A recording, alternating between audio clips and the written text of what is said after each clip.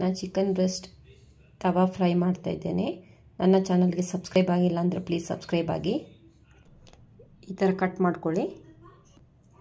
Salt powder, turmeric powder, chilli powder, curd, ಧನಿಯಾ powder, ನಿಂಬೆಹಣ್ಣಿನ ರಸ ಇದನ್ನು ಮಿಕ್ಸ್ ಮಾಡಿ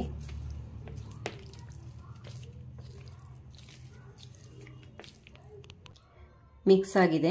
20 ಮಿನಿಟ್ಸ್ ಹಾಗೆ ಬಿಡಿ. ಒಗ್ಗರಣೆ ಸೊಪ್ಪು ಹಾಕಿ ಮಿಕ್ಸ್ ಮಾಡ್ಕೊಳ್ಳಿ. ಬೆಳ್ಳುಳ್ಳಿನ ಚಿಕ್ಕದಾಗಿ ಕಟ್ ಮಾಡ್ಕೊಂಡಿದ್ದೀನಿ, ಮಿಕ್ಸ್ ಮಾಡ್ಕೊಳ್ಳಿ. ಬಾಣಲೆಗೆ ಆಯಿಲ್ ಹಾಕೊಂಡಿದ್ದೀನಿ. ಟೇಬಲ್ ಸ್ಪೂನ್ ಆಯಿಲ್ ತೊಗೊಂಡಿದ್ದೀನಿ. 20 ಮಿನಿಟ್ಸ್ ಆಗಿದೆ. ಈಗ ನಾನು ಹಾಕ್ತಿದ್ದೇನೆ. ಡೀಪಾಗಿ ಫ್ರೈ ಮಾಡಿ ಲೋ ಫ್ಲೇಮಲ್ಲಿ.